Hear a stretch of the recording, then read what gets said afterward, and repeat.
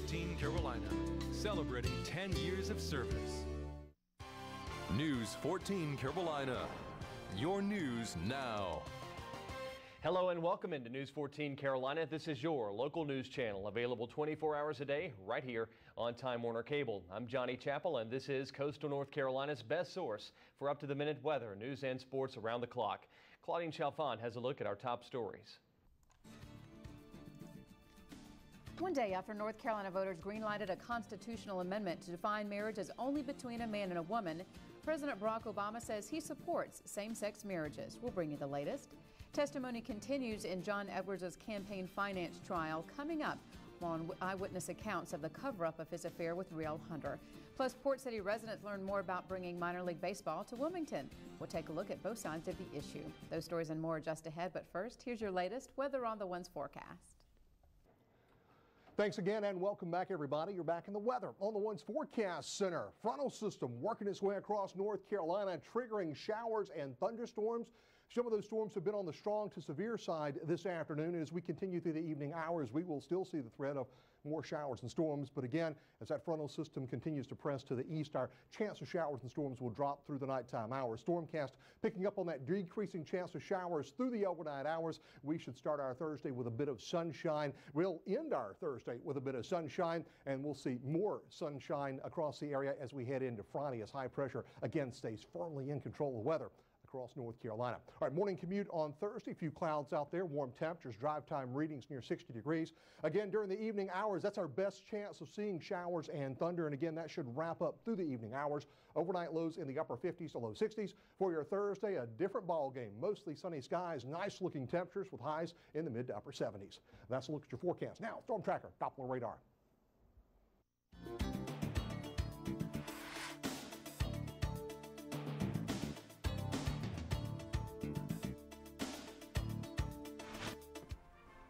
President Barack Obama says he supports same-sex marriage. During an interview with ABC News Wednesday, the president said that all Americans should be treated equally. That comment comes after the controversial marriage amendment passed Tuesday in our state.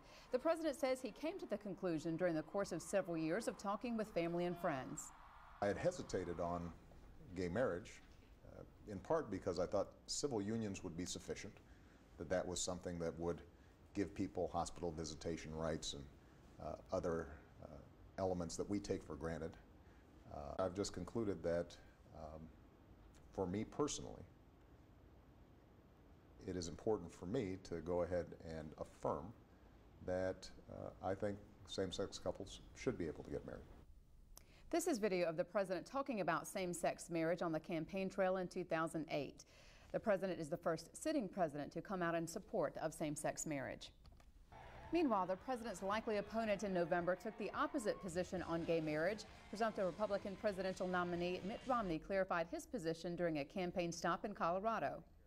Well, when these issues were raised in my state of Massachusetts, I indicated my view, which is I do not favor marriage between people of the same gender, and I don't favor civil unions if they're identical to marriage other than by name. My view is that domestic partnership benefits, hospital visitation rights and the like are appropriate, but that the others are not. Massachusetts became the first state in the country to legalize same-sex marriage while Romney was governor. He fought the state's highest court to try and block it. Meanwhile, we've learned that Romney plans to visit North Carolina Friday. There aren't many details being released as of yet, but he does plan to make a stop in Charlotte. Tuesday's primary election is in the books, and now the ballot boxes and voting machines have 6 months to rest before the general election in November. Election officials are already switching gears to prepare for the big races this fall. Carteret County's Board of Elections director says the primary was a proving ground for some new election technology. We're also implementing laptops, and so we had some lessons there yesterday as far as processing voters, and just a good experience in preparing. For a complete check of primary results, visit news14.com and click Election Returns. More of John Edwards' former campaign staffers testified in his campaign finance trial on Wednesday. They talked about a confrontation between Elizabeth Edwards and those working to hide Edwards' affair with Riel Hunter. News 14 Carolina's Amanda McKenzie has more on the day's proceedings.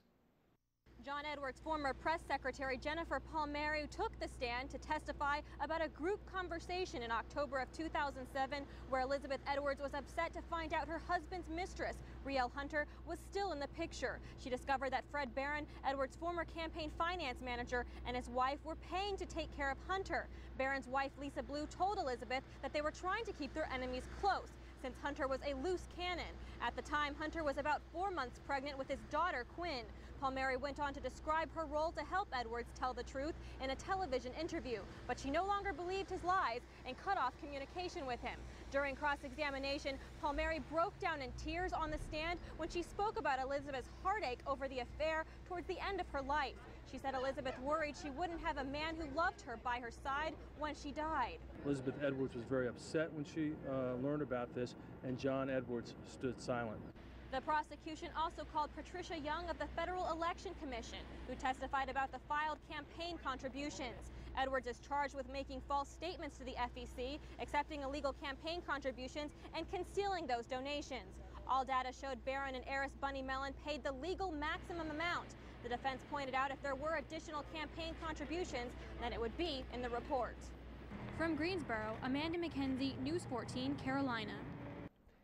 The prosecution has 3 witnesses left to call. John Edwards' mistress, Rielle Hunter, is not on that list, so it will be up to the defense to decide whether or not to call her to testify. Columbus County deputies will take over patrols in Fair Bluff after officials arrested the police chief there. Wednesday, during a news conference, the district attorney talked about Chief Marty Lewis's arrest. Lewis is accused of buying or selling drugs while in uniform and on duty. He's been under investigation for 7 months after officials say someone stole guns from the police station. Also Wednesday, a judge increased Lewis's bond from $50,000 to $150,000. Town leaders now plan to meet to talk about the future of the police department. Coastal residents continue to question a proposal to bring minor league baseball back to the Port City. On Wednesday night, Wilmington city leaders and their consulting firm hosted a second informational meeting to discuss funding options and potential locations for a stadium. Some people are against using taxpayer dollars to pay for the stadium. Others believe the investment would drive economic development, but only if it is in the city. It could spur an additional $700 to $800 million of private investment around the stadium, and that's where the return comes from for the taxpayers. Down the road, what happens is the tax base that's built around the stadium offsets the tax burden on the rest of the citizens. There's too many things going on right now.